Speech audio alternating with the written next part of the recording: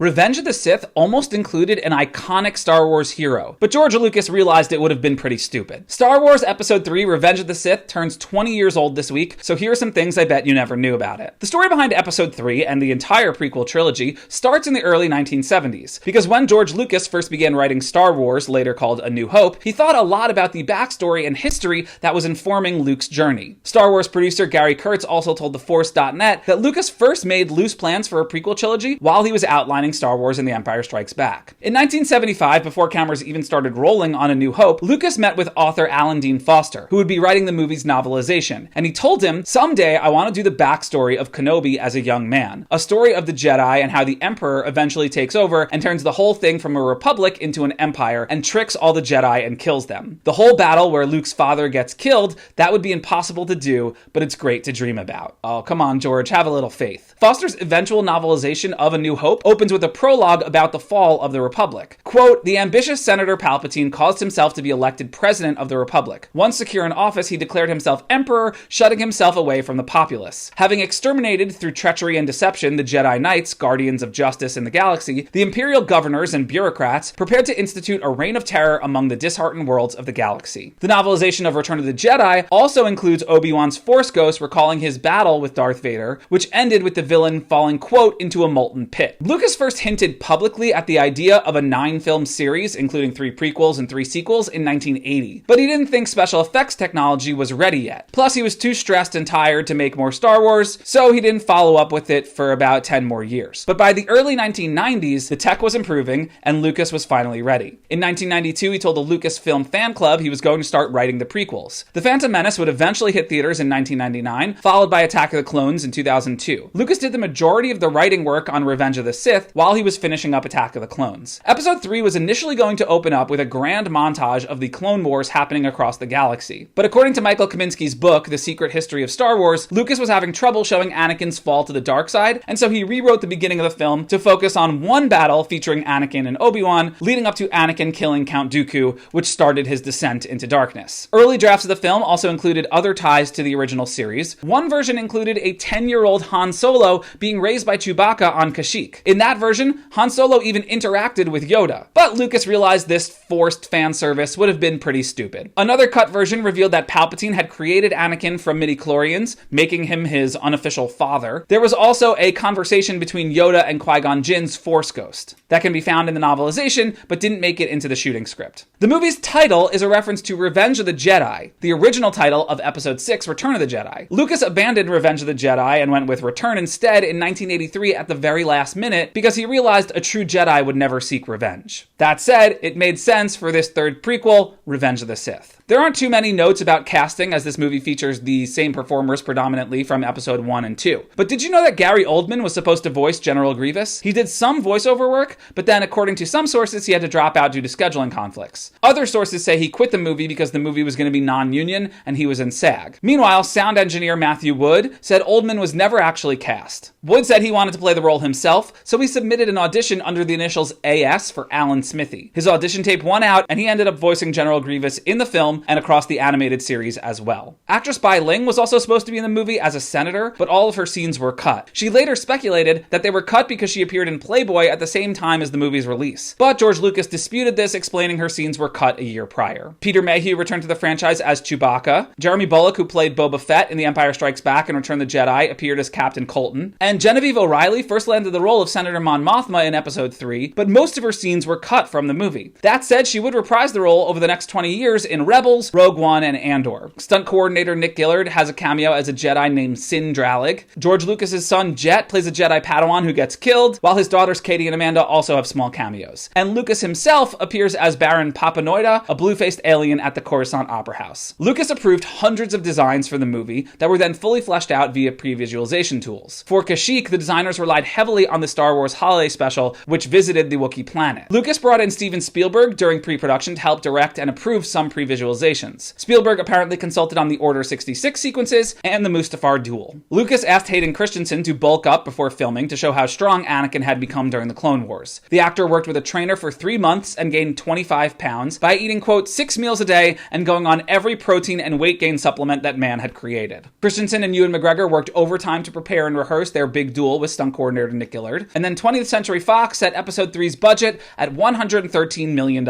Cameras started rolling on June 30th, 2003 at Fox Studios Australia in Sydney, though they got some real environmental shots elsewhere. The limestone mountains of Kashik were filmed in Phuket, Thailand, and they got shots of Mount Etna erupting in Italy that were later used on Mustafar. Lucas shot the film on 35mm and would often run 2 cameras at once to capture more angles, but he and the crew developed digital technology that allowed the footage to be sent to the editors the same day it was shot. McGregor and Christensen perform their own lightsaber fighting without the use of stunt doubles, and the speed that they do it at in the film is for the most part the speed they shot it at. Christensen was originally not going to play Darth Vader inside the suit, but he personally petitioned George Lucas to put him in the suit, and Lucas agreed. The first round of production wrapped in September 2003, but Lucas wasn't entirely happy with how the movie was coming out. Anakin's motivations for turning to the dark side were still muddled, and he knew he needed to streamline things. So he rewrote the script to focus on Anakin trying to stop Padme from dying, and then they went back into production in August 2004 at Shepperton Studios and Elstree Studios in the UK. They shot until January 31st, 2005, and then that was a wrap on the Star Wars prequels. Special effects work on the film, meanwhile, began while the movie was still filming. Over 2 years, ILM used a combination of CGI, models, and practical effects. They built a model of Mustafar, for example, that was 33 feet by 18 feet and 7 feet tall. It was the largest scale model ever built for a movie at that time. 49 seconds of the Mustafar duel required 910 artists and 70,441 hours of work to complete. At the end of the day, Revenge of the Sith has 2,151 VFX shots, which was also a world record at that time. Lucas cut a number of scenes in post, including the Allied senators conspiring to take back the Senate, Yoda arriving on Dagobah, and Jedi Master Shakti getting killed by Grievous. There's nothing all that notable about the movie's marketing, but Fox did debut the film's second trailer during an episode of The OC that also featured a cameo from George Lucas, and Hasbro released a Darth Vader Mr. Potato Head called Darth Tater. Revenge of the Sith was the first Star Wars movie to get a PG-13 rating, primarily because of Anakin getting roasted alive. The movie had its premiere at the 2005 Cannes Film Festival, but it was not scheduled to be shown at the Chinese Theater in LA, which traditionally did screen Star Wars movies. And fans were so mad about that, they camped outside the theater for a month in protest, hoping the movie would end up there, but it didn't. Star Wars Episode 3, Revenge of the Sith, hit theaters on May 19th, 2005. It did $108 million opening weekend before going on to gross $850 million worldwide total. To this day, the movie holds the record for best Thursday in box office history with $50 million.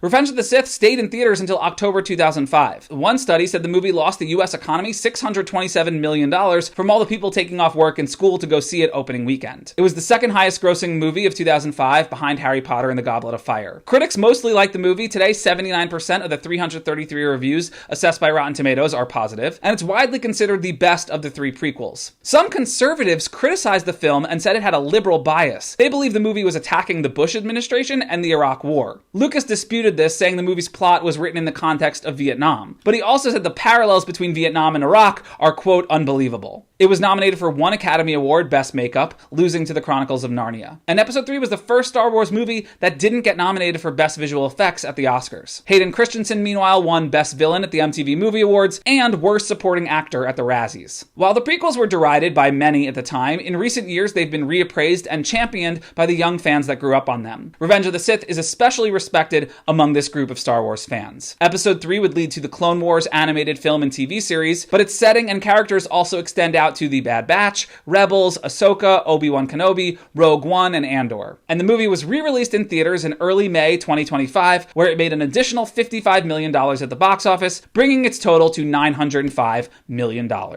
And if you made it to the end of this video, drop a hello there in the comments.